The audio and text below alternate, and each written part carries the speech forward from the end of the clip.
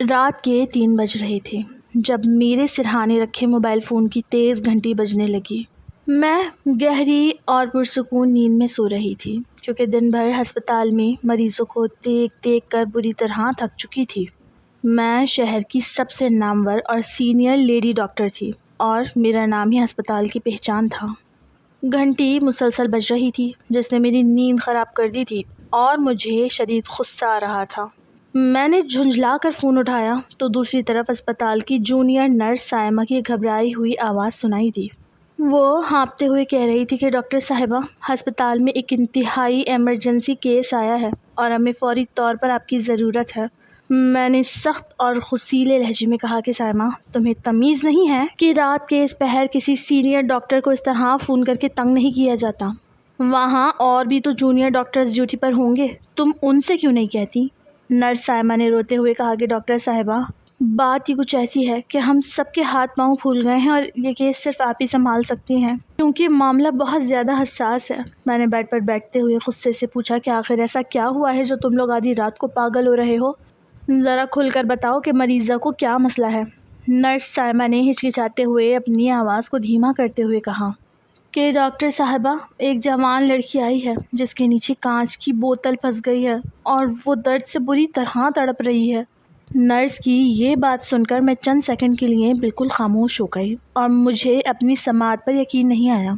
میں نے بھی ساختہ اونچی آواز میں پوچھا کہ کیا مطلب؟ نیچے کہاں پھنس گئی ہے اور یہ کیسے ممکن ہے؟ تم ہوش میں تو ہو نا؟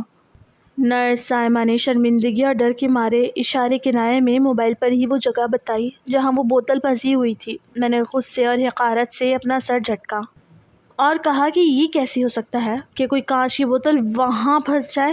وہ لڑکی پاگل تھی یا وہ کوئی آوارہ قسم کی عورت ہے؟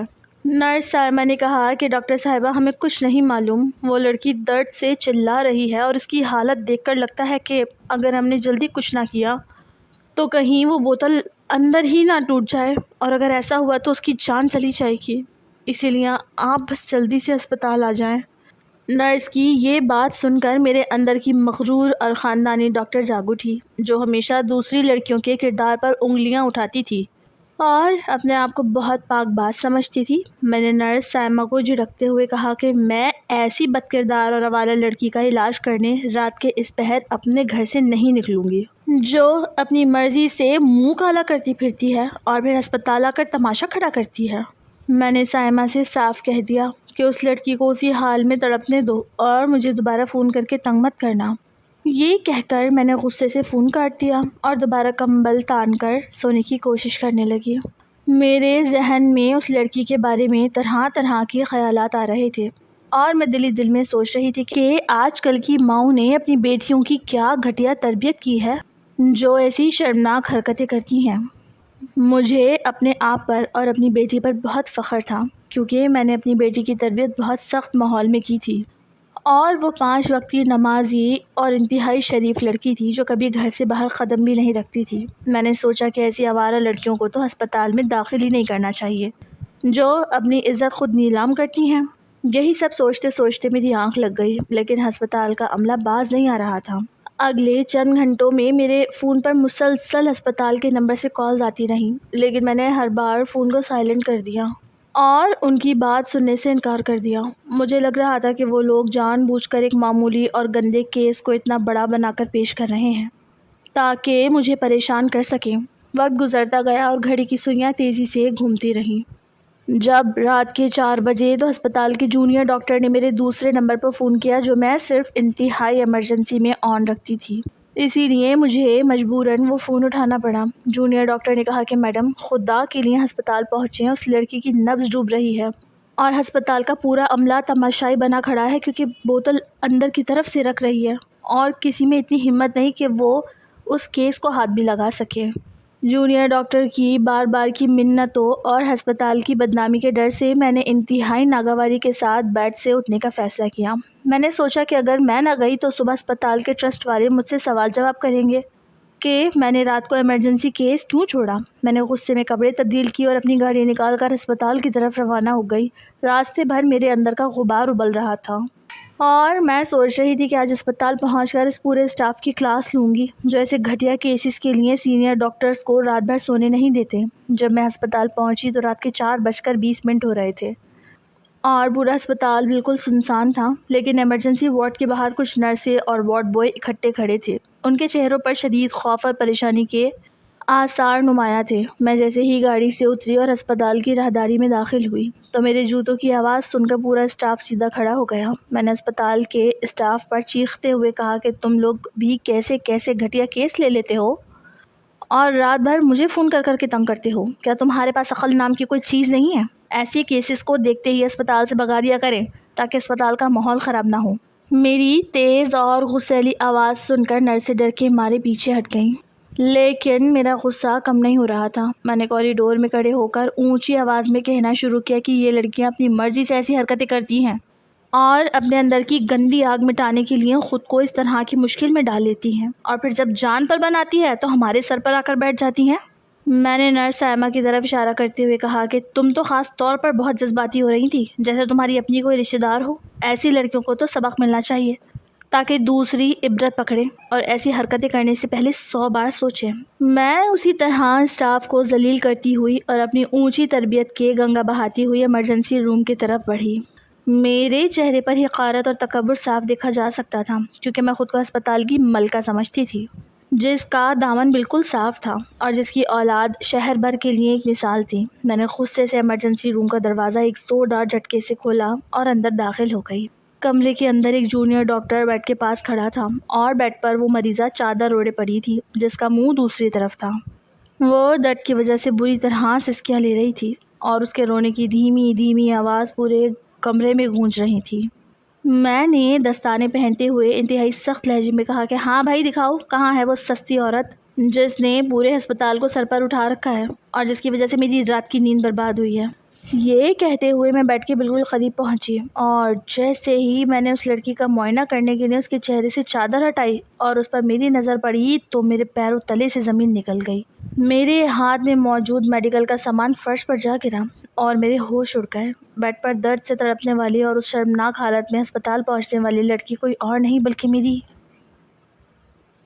میں اپنے متوسط طبقے کے خاندان کی پہلی لڑکی تھی جس سے میڈیکل کالج میں داخلہ لیا تھا، اور جب میں ڈاکٹر بن کر نکلی تو میرا غرور آسمان کو چھونے لگا تھا، کیونکہ مجھے لگتا تھا کہ اب میں اس عام سی دنیا کے عام لوگوں سے بہت اوپر اٹھ چکی ہوں۔ مجھے ڈاکٹر بنانے کے لیے میرے غریب اور سیدھے سادے بہن بھائیوں نے اپنے بہت سے خوابوں کو قربان کیا تھا اور اپنی جائز خواہشات کا گلا گھونٹا تھا، لیکن افسوس کہ جیسے ہی میرے ہاتھ میں ڈگری آئی وہی بہن بھائی مجھے برے لگنے لگے۔ مجھے ان کے ساتھ بیٹھنے میں بھی شرم آنے لگی۔ میرا بڑا بھائی اسلم، جس نے میٹرک کے بعد ہی پڑھائی چھوڑ دی تھی تاکہ وہ دن رات محنت مزدوری کر کے میری میڈیکل کالج کی مہنگی فیسیں بھر سکیں، اب وہ مجھے ایک جاہل اور گنوار انسان نظر آنے لگا تھا، کیونکہ وہ میرے جتنا پڑھا لکھا نہیں تھا اور میں اپنے ہی بہن بھائیوں کو خود سے کمتر اور نیچا سمجھنے لگی تھی۔ میرے والد جب تک حیات تھے وہ مجھے گھنٹوں اپنے پاس بٹھا کر پیار سے سمجھاتے کہ بیٹی یہ تعلیم تمہیں عاجزی سکھانے کے لیے ہے، نہ کہ تکبر کرنے کے لیے۔ وہ ہمیشہ کہتے تھے کہ خدا کے بندوں کے ساتھ اپنا رویہ نرم رکھو کیونکہ یہ دنیا مکافات عمل ہے، لیکن میں ان کی ہر بات کو ایک کان سے سن کر دوسرے کان سے نکال دیتی تھی، کیونکہ میرے سر پر تو دولت اور شہرت کا بھوت سوار تھا۔ میں ہسپتال ہو یا گھر ہر کسی کو اپنے نیچے رکھتی اور نوکروں سے لے کر جونیئر نرسوں تک سب کو کیڑے مکوڑوں کی طرح سمجھتی تھی، اور یہی تکبر میری شخصیت کا حصہ بن چکا تھا جو وقت کے ساتھ ساتھ بڑھتا ہی چلا گیا۔ جب میری شادی کی بات آئی تو میں نے اپنے خاندان کے لائے ہوئے تمام رشتے یہ کہہ کر ٹکرا دیے کہ ایک نامور لیڈی ڈاکٹر کسی عام انسان سے شادی کر کے اپنی کلاس خراب نہیں کرے گی۔ پھر میں نے اپنی پسند سے شہر کے ایک بہت بڑے اور امیر ترین ہارٹ سرجن ڈاکٹر وقار سے شادی کر لی، جو خود بھی ایک انتہائی مغرور اور دولت پرست انسان تھے۔ میری شادی بہت دھوم دھام سے ہوئی اور میری ایک نئی اور انتہائی پرتعیش زندگی کا آغاز ہوا، جہاں ہر طرف مہنگی گاڑیاں، بڑا بنگلہ اور نوکر چاکر تھے، لیکن اس چمک دمک میں اپنے اس بھائی اسلم کو بالکل بھول گئی جس نے مجھے پڑھانے کے لیے اپنے سارے پیسے داؤ پر لگا دیے تھے اور اپنی جوانی ہسپتالوں کے چکر کاٹ کاٹ کر گزار دی تھی۔ ایک دن میرا یہی بڑا بھائی اسلم اپنے چھوٹے بیٹے کے علاج کے لیے میرے عالی شان کلینک پر آیا، کیونکہ اس کا بچہ بہت شدید بیمار تھا اور اس کے پاس شہر کے مہنگے ڈاکٹروں کو دینے کے لیے فیس نہیں تھی، لیکن میں نے اپنے اس سگے بھائی کو اپنے کلینک کے ویٹنگ روم میں گھنٹوں بٹھائے رکھا تاکہ میرے امیر مریضوں کو یہ نہ پتہ چلے کہ یہ غریب اور معمولی کپڑوں والا شخص میرا بھائی ہے۔ جب وہ میرے کیبن میں داخل ہوا اور اس نے روتے ہوئے مجھ سے کہا کہ بہن میرے بچے کو دیکھ لو، تو میں نے اس کی مدد کرنے کے بجائے اسے سب کے سامنے بری طرح جھڑک دیا اور کہا کہ یہاں خیرات نہیں بٹ رہی، تم جیسے غریب لوگ اسپتالوں کا ماحول خراب کرنے آ جاتے ہو، چلو باہر نکلو یہاں سے۔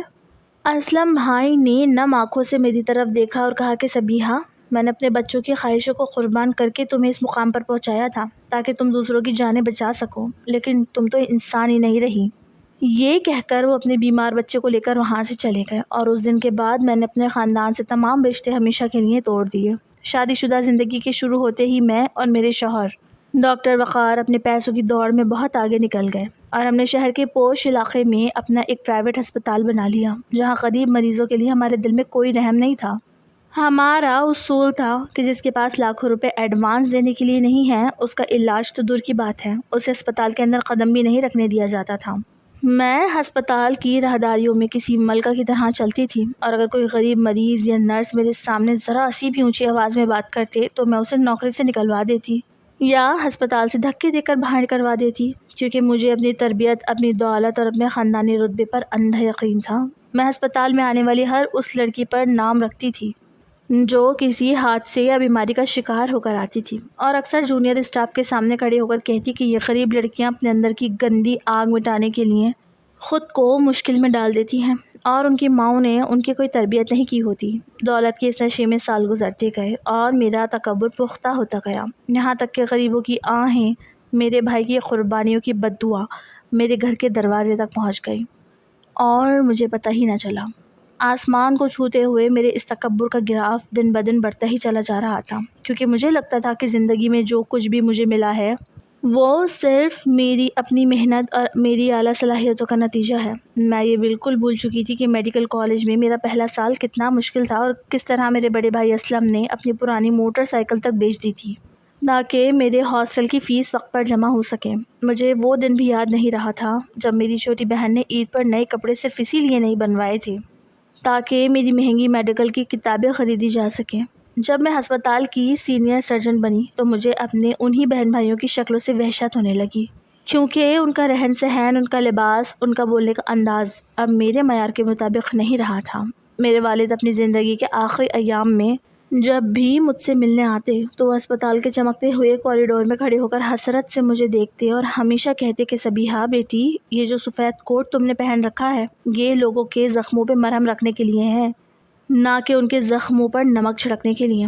لیکن میں ان کی باتوں پر الٹا منہ بنا لیتی اور کہتی کہ ابا جی، آپ پرانے زمانے کے لوگ ہیں، آپ کو نہیں معلوم کہ دنیا میں اپنی جگہ بنانے کے لیے کتنا سخت اور کورا بننا پڑتا ہے، اور اگر میں ان غریبوں پر رحم کھانے لگی تو میرا ہسپتال 24 گھنٹے میں بند ہو جائے گا۔ وقار سے شادی کے بعد تو جیسے میرے پاؤں زمین پر ٹکتے ہی نہیں تھے، کیونکہ وہ شہر کے سب سے امیر ترین دل کے ڈاکٹر تھے اور ان کا خاندانی پس منظر بھی بہت اونچا تھا، جس کی وجہ سے ہماری جوڑی پورے میڈیکل سرکل میں ایک مثال سمجھی جاتی تھی۔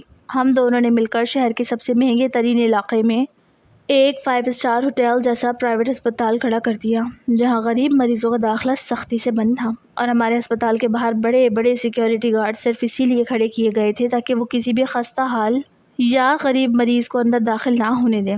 اگر کبھی کوئی حادثے کا شکار غریب انسان تڑپتا ہوا ہمارے ہسپتال کی ایمرجنسی کے باہر آ بھی جاتا تو میں خود کھڑے ہو کر اسے وہاں سے سرکاری ہسپتال ریفر کروا دیتی اور اپنے جونیئر عملے کو سختی سے تنبیہ کرتی کہ یہاں کسی بھی ایسے شخص کا علاج نہیں ہوگا جس کا بینک بیلنس مضبوط نہ ہو، کیونکہ ہم یہاں بزنس کرنے بیٹھے ہیں، کوئی خیراتی ادارہ کھول کر نہیں بیٹھے۔ میرے دل سے غریبوں کے لیے رحم کا جذبہ بالکل ختم ہو چکا تھا اور میں ہسپتال کی نرسوں اور وارڈ بوائز کو انسان ہی نہیں سمجھتی تھی، بلکہ ان سے 12 گھنٹے کام کروانے کے بعد بھی ان کی تنخواہوں میں سے پیسے کاٹنا میری عادت بن چکی تھی۔ وہ سب دل ہی دل میں مجھ سے شدید نفرت کرتے تھے، لیکن میری طاقت اور اثر و رسوخ کی وجہ سے کوئی میرے سامنے منہ کھولنے کی ہمت نہیں کرتا تھا۔ میں اکثر اسپتال کے بورڈ روم میں بیٹھ کر یہ تقریریں کرتی تھی کہ غریبوں کے ساتھ جو بھی بیماریاں یا مصیبتیں آتی ہیں وہ ان کے اپنے گناہوں اور ان کی بدکرداری کا نتیجہ ہوتی ہے، کیونکہ خدا صرف انہی کو عزت اور دولت دیتا ہے جو اس کے پسندیدہ ہوتے ہیں۔ اور میرا یہ فلسفہ میرے دماغ میں بالکل پختہ ہو چکا تھا۔ جہاں تک میری اپنی بیٹی عالیہ کا تعلق تھا تو میں نے اسے دنیا سے بالکل چھپا کر اور ایک ایسے شیشے کے محل میں رکھا تھا جہاں باہر کی ہوا بھی میری اجازت کے بغیر داخل نہیں ہو سکتی تھی، کیونکہ میں پورے ہسپتال کے سامنے یہ شیخی بگاڑتی تھی کہ دیکھو میری تربیت کا کمال کہ میری بیٹی نے آج تک کسی غیر مرد کی طرف آنکھ اٹھا کر بھی نہیں دیکھا، اور وہ 24 گھنٹے تسبیح ہاتھ میں لیے اپنے کمرے میں بند رہتی ہے۔ میں ہسپتال میں آنے والی ہر اس جوان لڑکی کے کردار کا جنازہ نکال دیتی تھی جو کسی بھی وجہ سے گائنی وارڈ یا ایمرجنسی میں داخل ہوتی تھی، اور میں نرسوں کے سامنے کھڑی ہو کر کہتی تھی کہ یہ لڑکیاں اپنی ماؤں کی ناقص تربیت کی وجہ سے راتوں کو منہ کالا کرتی پھرتی ہیں، اور جب ان کے گناہ کا گڑھا بڑھ جاتا ہے تو یہ یہاں آ کر معصوم بننے کا ڈرامہ کرتی ہیں۔ لیکن میں یہ بالکل بھول چکی تھی کہ مکافات عمل کا قانون بہت بے رحم ہوتا ہے۔ وہ انسان کو اسی راستے پر لا کر کھڑا کرتا ہے جس راستے پر چلنے والوں کا اس نے دنیا کے سامنے مذاق اڑایا ہوتا ہے۔ سال گزرتے گئے اور میرا ہسپتال دن دوگنی اور رات چگنی ترقی کرتا گیا، یہاں تک کہ ہمارے پاس اتنی دولت اکٹھی ہو گئی کہ ہم نے ملک سے باہر بھی جائیدادیں خرید لیں۔ میری ایک ہی اکلوتی بیٹی تھی جس کا نام عالیہ تھا، اور وہ میری جان تھی، لیکن اس کے ساتھ ساتھ وہ میرے تکبر اور میری انا کا سب سے بڑا مرکز بھی تھی۔ میں نے اپنی زندگی کا بس ایک ہی خواب دیکھ رکھا تھا اور دن رات ایک ہی رٹ لگا رکھی تھی کہ میں نے عالیہ کو اپنی طرح شہر کی سب سے نامور اور بڑی لیڈی سرجن بنانا ہے، تاکہ جب وہ ہسپتال کے کوریڈور میں میرے ساتھ سفید کوٹ پہن کر چلے تو دنیا دیکھے کہ شہر کی سب سے بڑی ڈاکٹر کی بیٹی بھی اتنی ہی بڑی سرجن ہے۔ لیکن عالیہ کا دماغ کسی اور ہی دنیا میں چل رہا تھا۔ وہ میری طرح شریف اور 24 گھنٹے میڈیکل کی موٹی موٹی کتابوں میں سر کھپانے والی لڑکی بالکل نہیں بننا چاہتی تھی، بلکہ اسے بچپن سے ہی ماڈلنگ اور ایکٹر بننے کا ایک عجیب جنون سوار تھا۔ وہ پڑھائی سے جی چراتی تھی اور جب بھی گھر میں اکیلی ہوتی تو میرے مہنگے میک اپ کے سامان سے اپنا چہرہ سجاتی اور شیشے کے سامنے کھڑے ہو کر فلمی اداکاراؤں کی طرح پوز بناتی اور ان کے ڈائلاگز بولتی تھی۔ جب وہ میٹرک اور ایف ایس سی میں آئی تو اس کا یہ شوق ایک ضد کی شکل اختیار کر گیا۔ وہ اکثر راتوں کو دیر تک جاگ کر انٹرنیٹ پر ایکٹنگ کے کورسز دیکھتی اور ماڈلز کی ویڈیوز دیکھتی رہتی۔ جب میں رات کو تھکی ہاری ہسپتال سے گھر لوٹتی اور اس کے کمرے میں جا کر دیکھتی تو وہ پڑھائی کرنے کے بجائے کسی فیشن میگزین میں کھوئی ہوئی ہوتی۔ میرا خون کھولنے لگتا تھا۔ میں غصے سے اس کے ہاتھ سے وہ میگزین چھین کر پھاڑ دیتی اور اسے کہتی کہ عالیہ تم ہوش میں تو ہو نا؟ تم ایک نامور اور معزز ڈاکٹر کی بیٹی ہو کر میڈیا کی اس گندی دنیا میں جانا چاہتی ہو جہاں لڑکیوں کی عزت کی کوئی قیمت نہیں ہوتی۔ تم ہماری خاندانی شرافت اور میرا اتنا بڑا نام مٹی میں ملانا چاہتی ہو؟ میں تمہیں ایسا کبھی نہیں کرنے دوں گی۔ چاہے کچھ بھی ہو جائے تمہیں میڈیکل کالج میں داخلہ لینا ہی پڑے گا اور میری طرح ایک کامیاب ڈاکٹر بن کر دکھانا ہوگا۔ لیکن عالیہ رو پڑتی اور میرے سامنے ہاتھ جوڑ کر کہتی کہ امی خدا کے لیے مجھ پر رحم کریں، میرا دل اس پڑھائی اور ان کتابوں میں بالکل نہیں لگتا۔ مجھے خون اور ہسپتال کے ماحول سے وحشت ہوتی ہے۔ میں جب بھی کسی مریض کو دیکھتی ہوں تو میرا دم گھٹنے لگتا ہے۔ میری زندگی کا خواب صرف ایکٹر بننا ہے۔ مجھے اپنی زندگی اپنی مرضی سے جینے دیں۔ آپ زبردستی مجھے اس راستے پر کیوں چلا رہی ہیں جس پر میں چلنا ہی نہیں چاہتی؟ عالیہ کی یہ باتیں سن کر میرے اندر کی مغرور اور ضدی ماں جاگ اٹھتی اور میں اسے زوردار تھپڑ مار کر کہتی کہ خاموش ہو جاؤ۔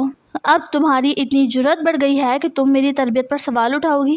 تم کیا جانو کہ اس شہر میں میرا کیا رتبہ ہے؟ میں ہسپتال میں دوسری لڑکیوں کے کردار پر انگلی اٹھاتی ہوں اور ان کی ماؤں کو تانے دیتی ہوں کہ انہوں نے اپنی بیٹیوں کی اچھی تربیت نہیں کی، اور اگر کل کو میری اپنی بیٹی ٹی وی پر ناچتی گاتی نظر آئے گی تو لوگ مجھ پر تھوکیں گے۔ میں یہ ذلت کبھی برداشت نہیں کر سکتی۔ ہماری اسی بات پر روز گھر میں شدید تکرار ہوتی تھی اور گھر کا ماحول ایک جیل کی طرح بن چکا تھا جہاں عالیہ میرے اس سخت اور ظالمانہ رویے سے دن بدن باغی ہوتی جا رہی تھی۔ جب میں نے دیکھا کہ وہ سیدھے راستے سے باز نہیں آ رہی اور اس کے کچھ ایسے دوست بھی بن گئے ہیں جو اسے ماڈلنگ کے آڈیشنز کے لیے اکساتے ہیں تو میں نے اس پر بہت سخت پہرے بٹھا دیے۔ میں نے اس کا اکیلے باہر آنا جانا بالکل بند کر دیا، اس کا موبائل فون چھین لیا اور اس پر گھر کے نوکروں کی ڈیوٹی لگا دی کہ عالیہ پر 24 گھنٹے نظر رکھی جائے۔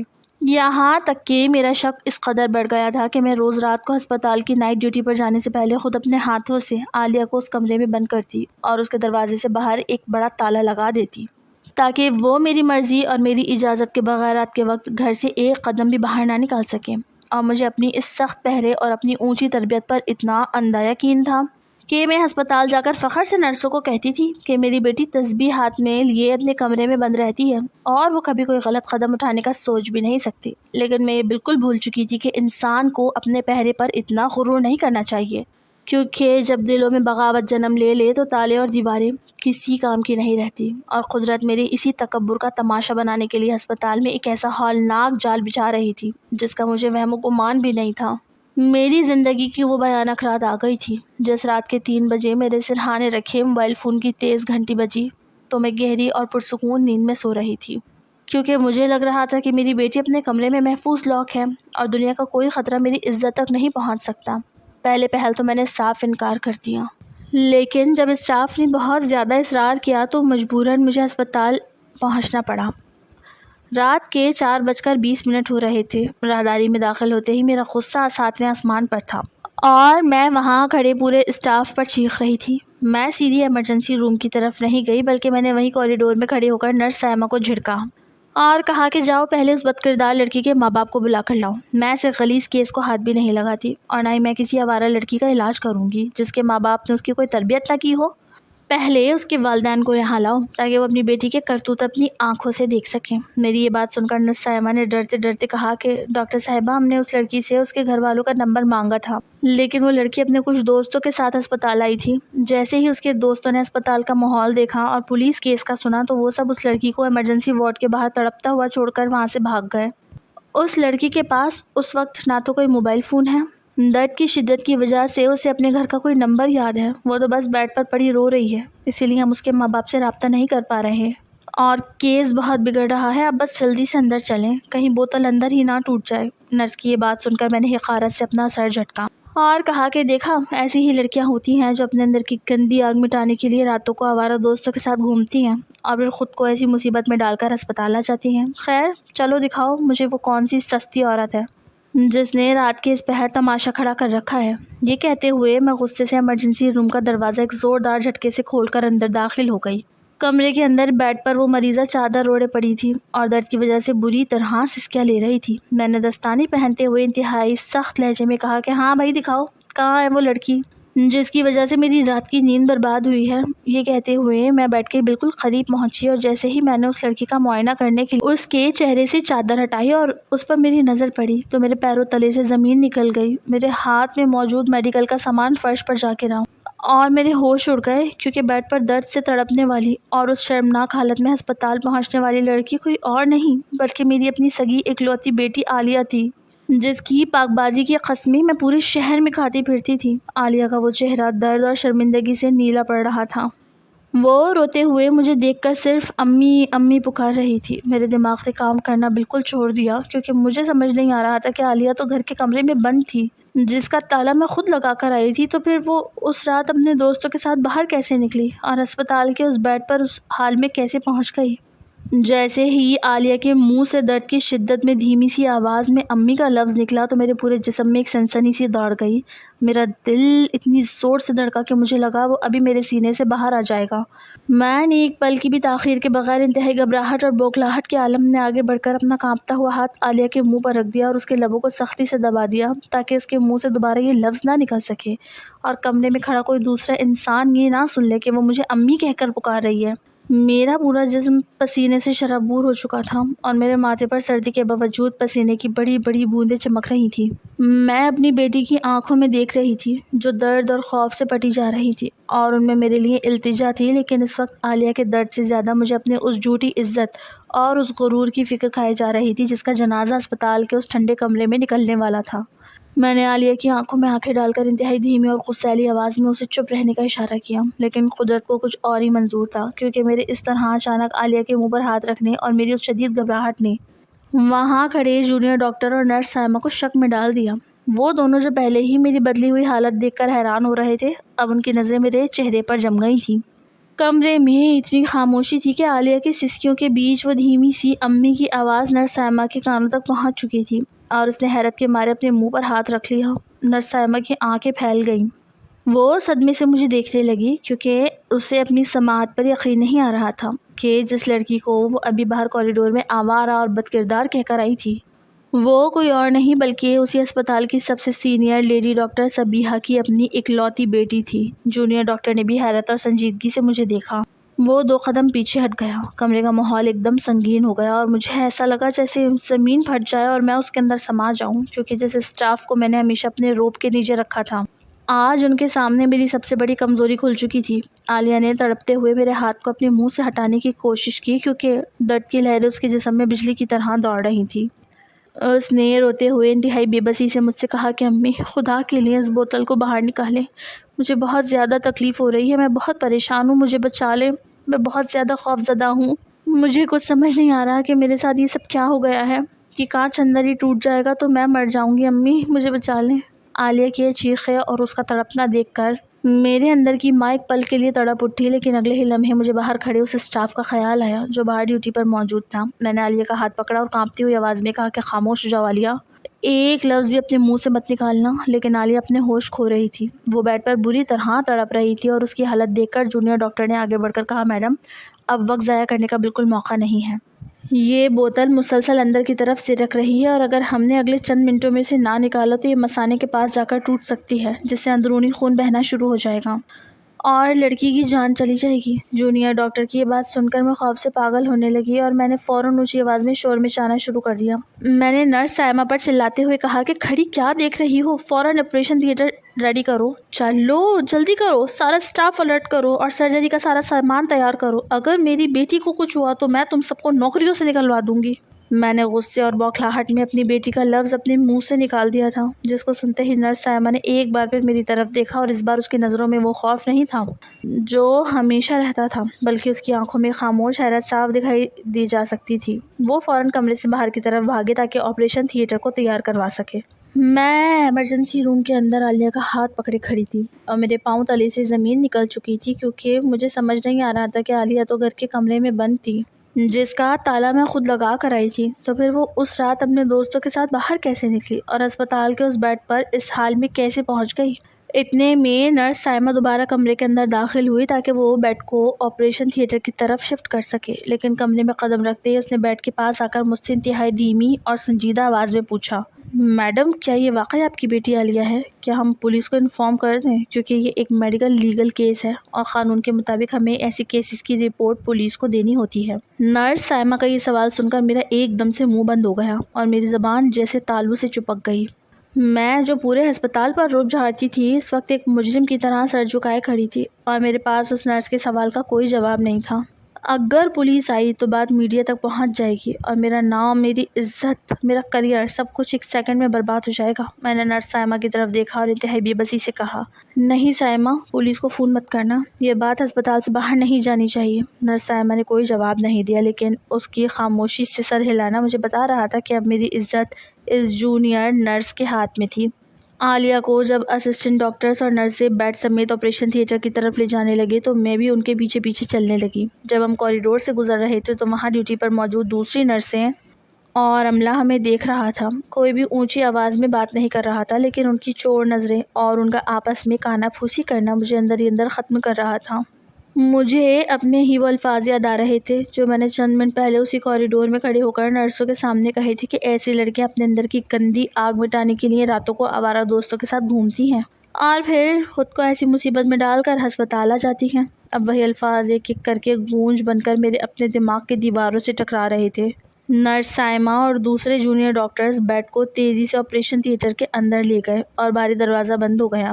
میں باہر اکیلی کھڑی رہ گئی اور اسپتال کی وہ راہداری مجھے دنیا کی سب سے خوفناک جگہ لگنے لگی۔ میں آپریشن تھیٹر کے باہر رکھے ہوئے بینچ پر نڈھال ہو کر بیٹھ گئی اور اپنے دونوں ہاتھوں میں اپنا سر چھپا لیا۔ میری آنکھوں سے آنسو مسلسل بہہ رہے تھے۔ اتنے میں آپریشن تھیٹر کا دروازہ کھلا اور جونیئر ڈاکٹر باہر آیا۔ اس کے چہرے پر شدید پریشانی تھی۔ اس نے میرے پاس آ کر کہا میڈم بوتل کا نچلا حصہ بہت نازک ہے اور وہ اندرونی اعضاء کے ساتھ اس طرح پھنس چکا ہے کہ اگر ذرا سا بھی ہاتھ ہلا تو وہ اندر ہی ریزہ ریزہ ہو جائے گا اور اندرونی بلیڈنگ کی وجہ سے عالیہ کی جان بچانا مشکل ہو جائے گی۔ آپ شہر کی سب سے نامور سرجن ہیں، خدا کے لیے اندر چلیں اور خود ہی آپریشن سنبھالیں، کیونکہ ہم میں سے کسی کا ہاتھ یہ سرجری کرنے کے لیے تیار نہیں ہے۔ ہمیں ڈر ہے کہ کہیں کوئی غلطی نہ ہو جائے۔ ڈاکٹر کی یہ بات سن کر میں نے اپنے ہاتھوں کی طرف دیکھا جو صدمے اور خوف کی وجہ سے بری طرح کانپ رہے تھے۔ میں جو روزانہ درجنوں کامیاب آپریشن کرتی تھی اس وقت اپنے ان کانپتے ہوئے ہاتھوں کے ساتھ اپنی ہی بیٹی کے جسم سے وہ شرمناک چیز نکالنے کے قابل بالکل نہیں تھی۔ مجھے سمجھ نہیں آ رہا تھا کہ میں قدرت کے اس فیصلے کا سامنا کیسے کروں۔ جونیئر ڈاکٹر کی یہ بات سن کر میرے پاؤں تلے سے زمین نکل گئی، کیونکہ وہ مجھ سے کہہ رہا تھا کہ میڈم یہ آپریشن صرف آپ ہی کر سکتی ہیں اور کوئی دوسرا ڈاکٹر اس نازک کیس کو ہاتھ لگانے کے لیے تیار نہیں ہے۔ میں نے اپنے ہاتھوں کی طرف دیکھا جو خوف اور صدمے کی وجہ سے بری طرح کانپ رہے تھے، لیکن اس وقت میری بیٹی کی زندگی اور موت کا سوال تھا۔ اسی لیے میں نے اپنے اندر کی ساری کمزوری کو جھٹکا اور اپنے دل کو مضبوط کر کے سرجری کے دستانے پہنے. میں نے اللہ کا نام لیا اور آپریشن تھیٹر کے اندر داخل ہو گئی. بیڈ پر میری اکلوتی بیٹی عالیہ بے ہوش پڑی تھی اور اس کے جسم سے جڑی مشینیں تیز آواز میں چل رہی تھیں. میں نے اپنی زندگی میں ہزاروں سرجریاں کی تھیں، لیکن آج یہ آپریشن میری زندگی کا سب سے بڑا اور سب سے ہولناک امتحان تھا، کیونکہ اپنے ہی ہاتھوں سے اپنی بیٹی کے جسم کے اندر پھنسی اس شرمناک چیز کو باہر نکالنا تھا جو میری ہی غفلت اور تکبر کا نتیجہ تھی. میں نے انتہائی احتیاط کے ساتھ اپنے اوزار اٹھائے اور اپنی پوری مہارت کو یکجا کر کے کام شروع کیا. میرا ایک ایک سیکنڈ صدیوں کی طرح گزر رہا تھا اور مجھے لگ رہا تھا کہ اگر میرا ہاتھ ذرا سا بھی ہلا تو کانچ اندر ہی ٹوٹ جائے گا اور عالیہ کی جان چلی جائے گی. کمرے میں صرف مشینوں کی بیپ بیپ کی آوازیں آ رہی تھیں. میرے ماتھے سے پسینہ مسلسل بہہ رہا تھا جیسے نرس سائمہ بار بار صاف کر رہی تھی. میں نے اپنے کانپتے ہوئے دل کو قابو میں رکھا اور پورے 2 گھنٹے کی شدید محنت اور انتہائی پیچیدہ سرجری کر کے اللہ کے کرم سے وہ کانچ کی بوتل بغیر ٹوٹے عالیہ کے جسم سے باہر نکال لی. آپریشن کامیاب ہو چکا تھا. مشینوں کی رفتار نارمل ہونے لگی اور میں نے گہرا سانس لیا اور وہیں آپریشن تھیٹر کے فرش پر بیٹھنے لگی کیونکہ میری ٹانگوں میں مزید کھڑے رہنے کی سکت نہیں رہی تھی. عالیہ کو آپریشن تھیٹر سے ریکوری روم میں شفٹ کر دیا گیا جہاں اسے آہستہ آہستہ ہوش آنے لگا اور مشینوں پر اس کی نبض اور بلڈ پریشر کی حالت اب پہلے سے بہت بہتر ہو چکی تھی. میں کمرے میں اکیلی اس کے بیڈ کے پاس بیٹھی تھی اور کوریڈور کا سارا عملہ اب اپنے اپنے کاموں پر جا چکا تھا. جب عالیہ نے اپنی آنکھیں کھولی اور اس کی نظر مجھ پر پڑی تو اس کی آنکھیں فوراً آنسوؤں سے بھر گئیں اور وہ شرمندگی سے اپنا منہ دوسری طرف کرنے لگی. میں نے آگے بڑھ کر اس کا ٹھنڈا ہاتھ اپنے ہاتھوں میں لیا اور انتہائی دھیمی آواز میں پوچھا کہ عالیہ، خدا کے لیے مجھے بتاؤ کہ یہ سب کیا ہے؟ تم تو گھر کے کمرے میں بند تھی جس کا تالا میں خود لگا کر گئی تھی. تو پھر تم اس حال میں ہسپتال کیسے پہنچی اور تمہارے ساتھ یہ سب کس نے کیا؟ عالیہ نے روتے ہوئے میری طرف دیکھا اور انتہائی بے بسی سے کہنے لگی کہ امی، میں روزانہ رات کو آپ کے ہسپتال جانے کے بعد گھر کی پچھلی کھڑکی سے نکل کر اپنے دوستوں کے ساتھ چھپ کر باہر جاتی تھی کیونکہ آپ کے پاس تو میرے لیے کبھی وقت ہی نہیں ہوتا. آپ دن رات بس ہسپتال اور اپنے پیسوں کی دنیا میں مگن رہتی تھی. ابا بھی اپنے کاموں میں مصروف رہتے تھے اور میں اس بڑے بنگلے میں بالکل اکیلی تھی. میں ایک اکلوتی بیٹی تھی اور میرا دم گھٹتا تھا. میں کیا کرتی؟ مجھے اپنے دل کی بات کہنے کے لیے گھر میں کوئی انسان نظر نہیں آتا تھا، اسی لیے میں نے باہر دوست بنا لیے. ان دوستوں نے مجھے کچھ انڈسٹری اور میڈیا کے لوگوں سے ملوایا جن کے ساتھ مل کر مجھے کچھ بڑے ماڈلنگ کے پروجیکٹس کرنے تھے کیونکہ میرا خواب ایکٹر بننا تھا اور آپ مجھے زبردستی ڈاکٹر بنانا چاہتی تھی. اس رات ان لوگوں نے پروجیکٹ شروع ہونے سے پہلے ہی ایک بہت بڑی پارٹی رکھی تھی اور انہوں نے مجھے بھی اس پارٹی میں بلایا تھا. میں کھڑکی سے نکل کر اس کے ساتھ چلی گئی اور پھر وہاں پر میں نے دیکھا کہ وہ لوگ انجوائمنٹ اور تفریح کے لیے ہر حد پار کر رہے تھے. وہاں ہر طرح کا نشہ اور غلاظت موجود تھی اور وہ لوگ اپنی خوشی کے لیے سب کچھ کرتے تھے. میں بھی ان کی بہکاوے میں آ گئی اور ان کے ساتھ مل کر یہ سب کرنے لگی، لیکن نشے کی حالت میں غلطی سے وہ کانچ کی بوتل میرے جسم میں پھنس گئی اور جیسے ہی میرے درد کی وجہ سے وہاں چیخیں نکلیں اور ان لوگوں نے دیکھا کہ یہ تو پولیس کیس بن سکتا ہے تو وہ سب کے سب مجھے ہسپتال کے ایمرجنسی وارڈ کے باہر اسی حال میں تڑپتا ہوا چھوڑ کر وہاں سے بھاگ گئے. امی، مجھ سے بہت بڑی غلطی ہو گئی، مجھے معاف کر دیں، میں بہت شرمندہ ہوں. عالیہ کی یہ باتیں سن کر میرے اپنے سینے پر جیسے سانپ لوٹ گیا. میں پھوٹ پھوٹ کر رونے لگی. میں نے عالیہ کو گلے سے لگایا اور کہا کہ نہیں عالیہ، اصل غلطی تمہاری نہیں بلکہ میری ہے. میں نے اپنے غرور اور دولت کے نشے میں کبھی تمہاری پرورش پہ توجہ ہی نہیں دی. میں ہمیشہ دوسری لڑکیوں کے کردار پر انگلیاں اٹھاتی رہی، لیکن میں یہ بھول گئی کہ میری اپنی اکلوتی بیٹی گھر کی کھڑکی سے نکل کر کس دنیا میں جا رہی ہے. میں ایک نا امید اور گنہگار ماں ہوں جس نے اپنی بیٹی کو وقت دینے کے بجائے تالوں کے پیچھے بند کر دیا تھا، اور آج قدرت نے مجھے میری اس غفلت کی اتنی بڑی سزا دی ہے. صبح کے 9 بجے جب اسپتال کا ماحول میں افراتفری تھی کیونکہ ڈیوٹیوں کا چارٹ چینج ہونا تھا، تو میں عالیہ کو عقبی دروازے سے نکال کر اپنی گاڑی میں بٹھا کر گھر لے آئی. عالیہ گاڑی کی پچھلی سیٹ پر لیٹی ہوئی تھی اور اس کا چہرہ بالکل زرد تھا. جب میں اسے لے کر اپنے عالیشان بنگلے کے اندر داخل ہوئی تو میرا شوہر وقار جو رات بھر گہری نیند سو رہا تھا وہ لاؤنج میں چائے پی رہا تھا.